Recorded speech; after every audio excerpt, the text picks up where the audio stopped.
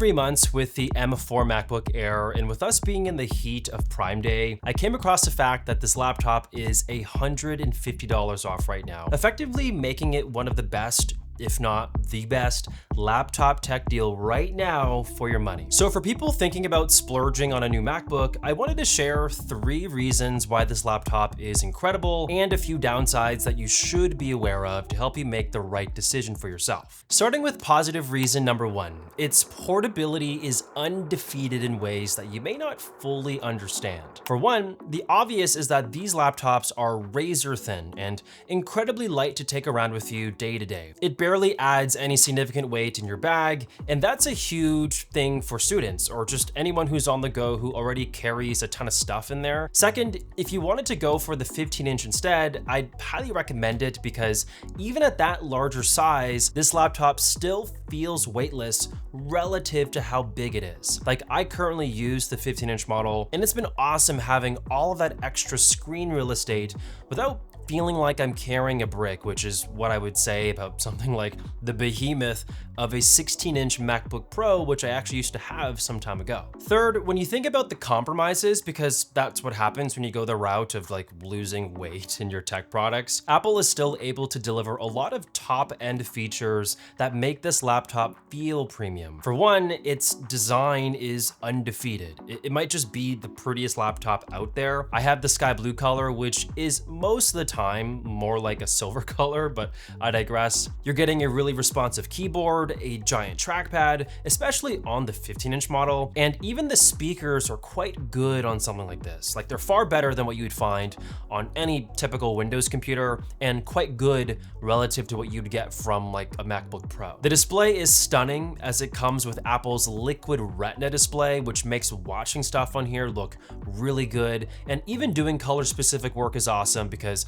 of how accurate the panel is. Listen, I'm listing all of these specs because that's all the stuff you're getting without much compromise on settling with a laptop this thin. Before we get into the rest of this video, I want to highlight 2 products that I've been loving lately, both sent over from Anker, who are the official partner of this portion of the video, and they are both currently on sale for Prime Day. Let's start with the Anker 25K power bank with 165 watt output. It's a 25,000 milliamp hour airline approved battery, and what really makes it stand out are the built-in USB-C cables. One doubles as a strap, and the other retracts from the side, so I don't need to pack extra cords when I'm trying to travel light. It's powerful enough to fast charge my MacBook Air and iPhone at the same time, with a compact design that doesn't feel bulky. There's also a high-res display showing battery health, temperature, and live charging stats, and thanks to the 100-watt input support, I can recharge it to 30% in just 20 minutes when I'm in a rush. Now, except for a power bank, the only other charger I need to bring while traveling is the Anker 140-watt 4-port laptop charger. It has 3 USB-C ports and 1 USB-A, and every port can fast charge. That means I can power my laptop, my phone, and other essentials without carrying multiple bulky bricks. It's compact, has a small display for power and temperature, a button to toggle modes, folding prongs to save space in my bag, and it comes with a 5-foot 240-watt USB-C cable that's both durable and actually looks pretty good. So both of these products are part of Anker's Prime Day deals, and if you've been thinking about upgrading your charging setup, now would be the perfect time. So be sure to use my link in the description down below to get the biggest exclusive followers only discount of the year. This code will actually disappear right after Prime Day ends, so do not hesitate. All links will be down below again for you guys to pick up some of these Anker products today. It actually keeps getting better, as when it comes to reason number 2, the performance on here is incredible. It comes with Apple's M4 chip, which has been setting some incredible benchmarks and showing tons of promise for everybody who's bought one, including for myself, who have been pushing this chip and using it across a variety of different workflows. I primarily spend my time doing admin on the lighter side and then video editing and photo editing on the heavier side of things. And M4 does an incredible job keeping up across all ranges of performance tasks. I know, people complain, like I read the comments, that they'd love to see very specific workflows from creators online that more align with how you use a computer. And I wish I could do that, but then it wouldn't really be genuine. Like, that's not what I do on a computer. I don't code, I don't do intensive graphic design, but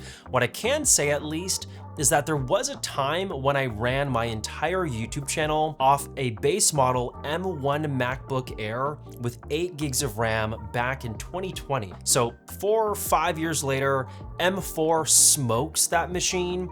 It comes standard with 16 gigs of RAM, and it's even cheaper now to acquire something like this. So that should be proof in itself that you're getting quite a gem and a home run from Apple for anyone looking to make money off their work that they do on their computer, or they just need something reliable and will work for a very long time, in which case these MacBook Airs will last you quite a while. Moving on to reason number 3, and probably the biggest thing that separates MacBooks from Windows computers till this day, is battery life to performance ratio. So with M4, you're getting a chip that is very powerful and capable to do a ton of things, which in theory means your laptop should die quickly, because that's what we see in lots of Windows laptops. But no, not with MacBooks. Apple has been perfecting the ability for these chips to overperform while giving you a reliable standard of battery life that makes the MacBook easily last all day on a single charge, and even bleed into like day 2 and day 3,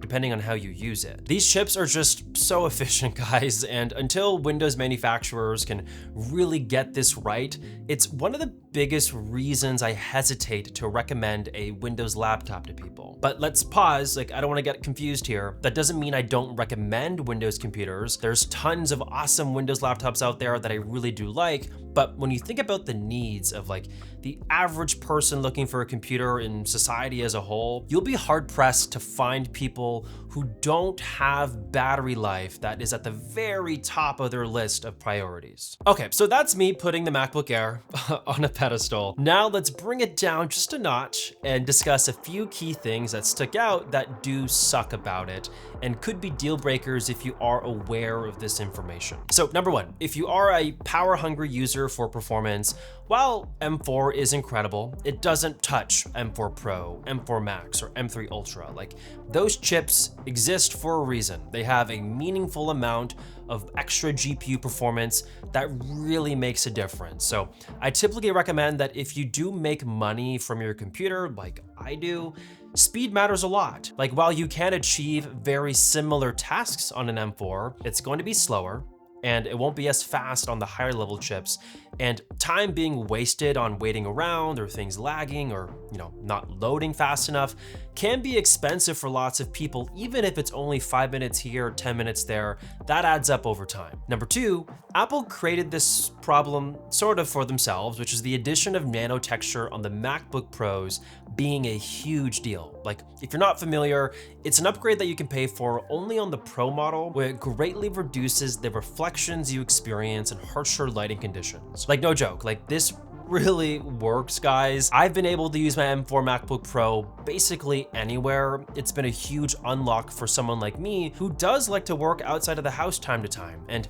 that was something I just wish that you could pay for as an upgrade on the MacBook Air. Number 3, it only has 4 ports, so 2 Thunderbolt 4, MagSafe, and a headphone jack. Like, if you need HDMI, SD card slots, extra Thunderbolt ports, you'll need to buy a dongle if you opt for the MacBook Air, and that could greatly reduce the feeling of the portability that you were hoping for to begin with a laptop like this, because now you have to carry extra accessories around. Lastly, the display is 60 Hertz and not 120. I think for most people, you can look past this. I mean, I can. Most of my tech is 120 Hertz, but it doesn't mean that it's fun to adjust and accommodate for this slower, refreshing screen. It's noticeable at times, and if you have zero tolerance for lower refresh rate, I just can't recommend this computer to you. You gotta look at the MacBook Pro, as those have buttery smooth displays. So that's what I think of the M4 MacBook Air. Like, it's an incredible laptop, basically perfect for a ton of people, and that was true at $999, and it's even more true now that it's $150 off. So all the links to take advantage of the deal will be down below. There are edge cases, like I said, where it's not going to be quite good enough for pros or just people who make money online for a living. You may be better served looking at the Pro models, and those laptops also have pretty big discounts as well on Prime Day from Apple, so that will also be linked in the description down below for you guys to check out. But anyways, thank you for watching, and I'll catch all of you guys in the next one. Peace.